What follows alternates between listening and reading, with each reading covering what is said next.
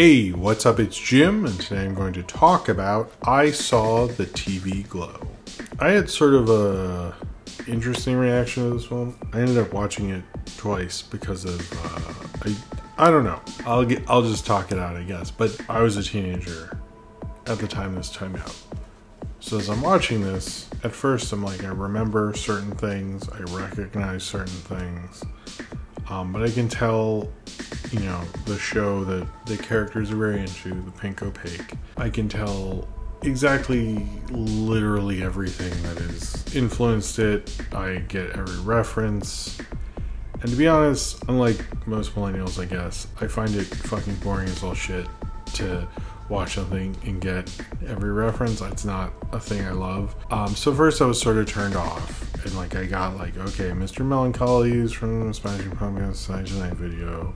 This is Buffy, but also Pete and Pete, but also Are You Afraid of the Dark? This is on either WB or you're majorly hinting at Nickelodeon, and I get what you're doing here, and you have Fred Durst playing toxic masculinity dad number one, which is good casting, who I actually thought was the big cameo. It's not, but I was like, oh, well, why'd they blow that? He's right there. That's fairly easy. And yeah, it's not Fred Durst. But I kind of came around because yes, this is not an accurate depiction of the 90s and even tape trading culture and what that was like. And it's really just not. It's more about, I guess, vibes or the mood of it.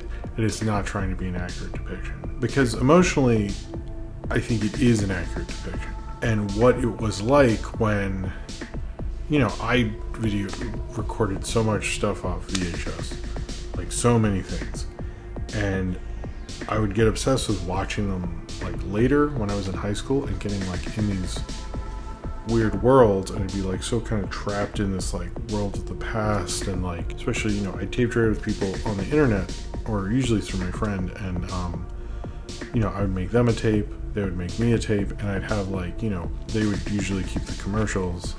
If they had the commercials, I would see Columbia House for 93, and I'd be thinking about what was it like, seeing there was a Megadeth album next to a Nirvana album, and thinking about that, thinking about the culture, and making up my own narratives into that. And I remember being so wrapped up into these past worlds of older VHS, and because VHS they'd have old trailers, and so even if you're getting a movie, and so sometimes you would be kind of trapped in your own little weird world, or even when you're just watching either they watch sort of a cool show, I guess it's supposed to be Buffy. Most of the stuff that people had tapes of was some real dork shit like Space Ghost and Mystery Science Theater and things like that. So in some ways I have seen all these shows, but the things I knew people tape traded, or music videos that wouldn't be as maybe cool or sexy or something, but I do remember being so wrapped up into these worlds that I remember just one time somebody wanted to tell me how there's some new Dave Matthews album, and I was like, I'm sorry, what the fuck is that? I just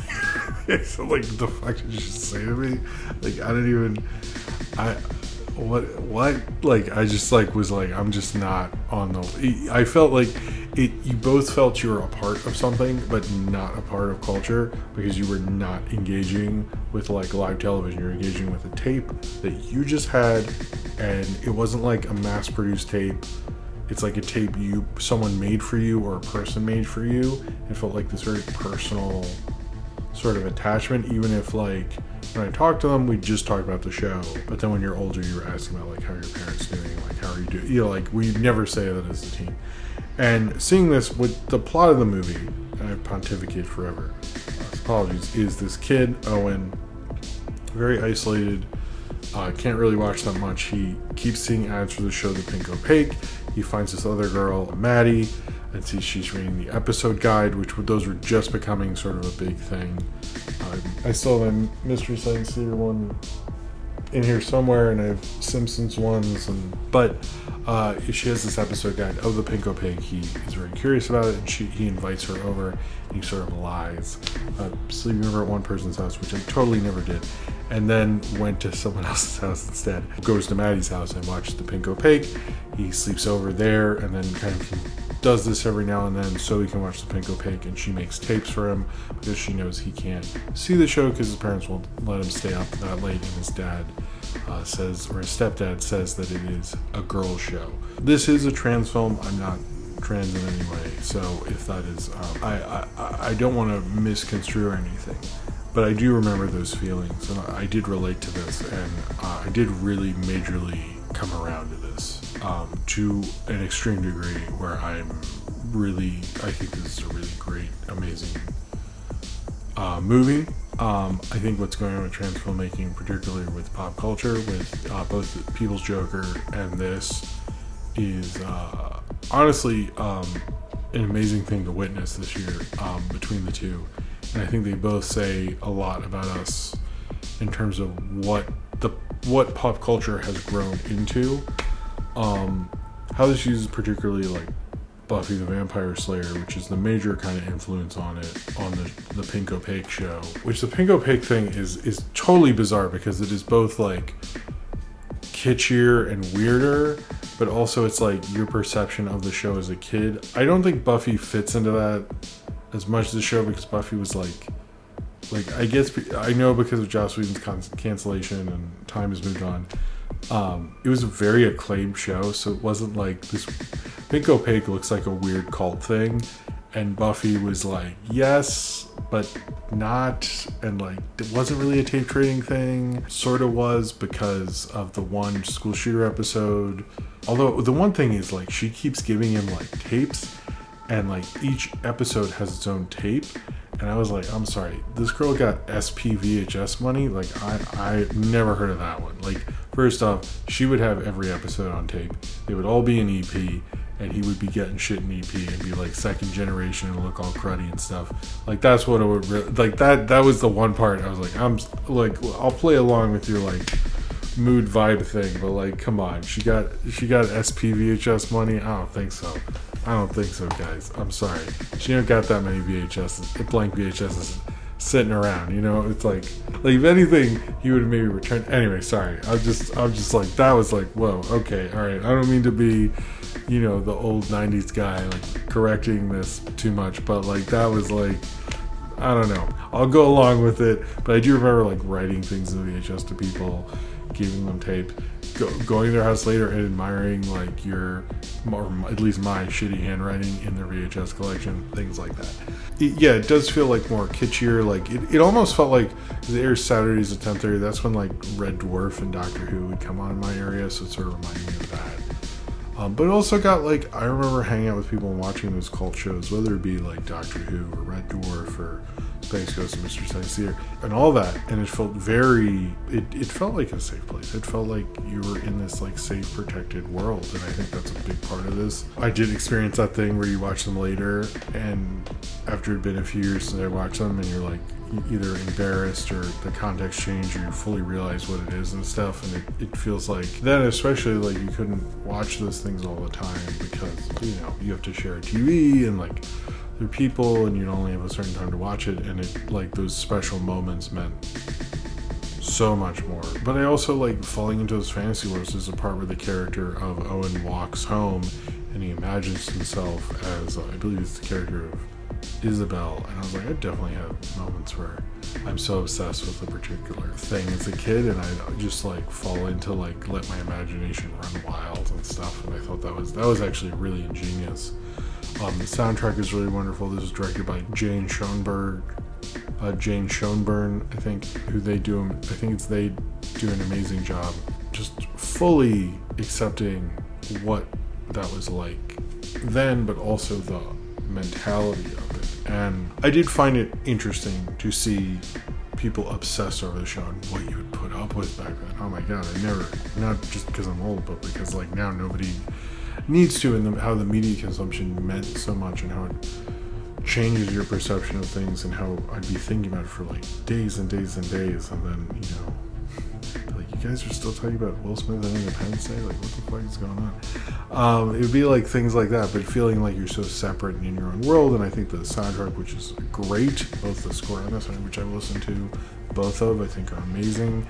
Or like there's that tracking shot of Justice Smith, who is very wonderful in this one, probably the best performance I've ever seen from him. I never really, I've seen him in a bunch of stuff and I thought he was decent or whatever, but this was the real, like, oh my god, this guy's a fucking actor. As well as Bridget Lundy-Paine, who does a really great job as Maddie.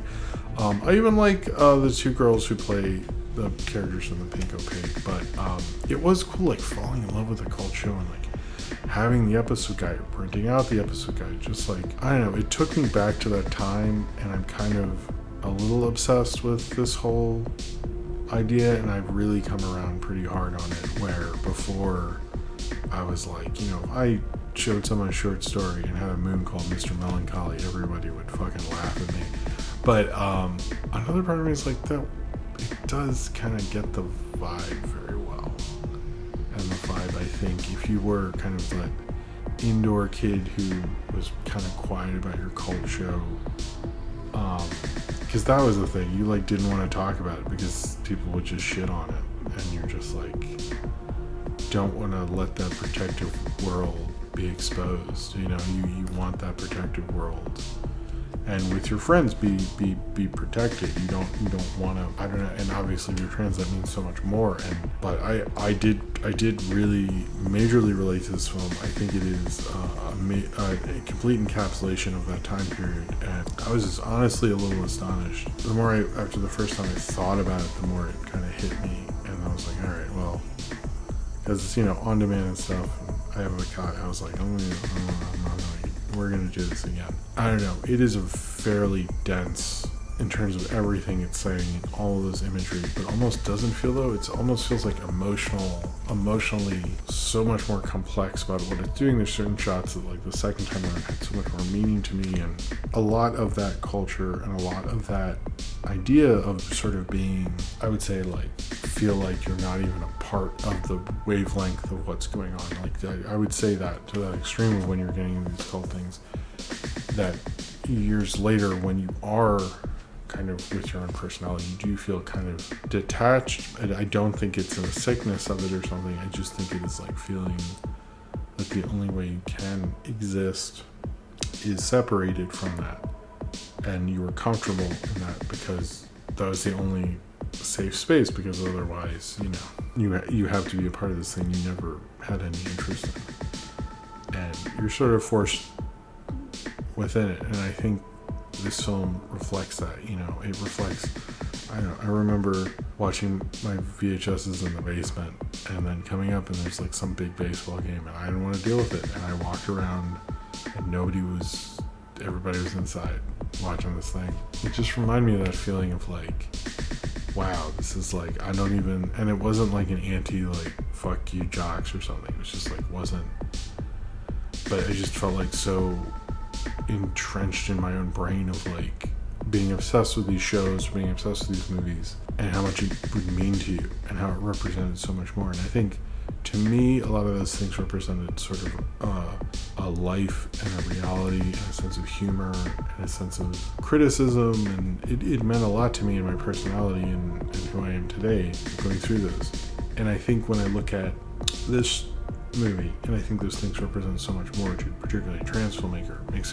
total sense, because sometimes when you are by yourself you get to explore certain things. Like, I remember actually in many of those rooms talking more openly about like sexuality than I could at school or something like that, and it's because they were, during your cult shows, it was a real safe space, and I don't necessarily want that back, but I think there was a real beauty to it. And I've never seen a show or a movie understand the romanticism of it, but I'll also understand how internal and how kind of emotional it can be. I found its view of sexuality to be incredibly interesting. I found it to be one of the more grown-up and intelligent films I've seen in a long time, and I don't think, I'm not happy because it reflected just like, oh, I 90s kid in this 90s and I happy.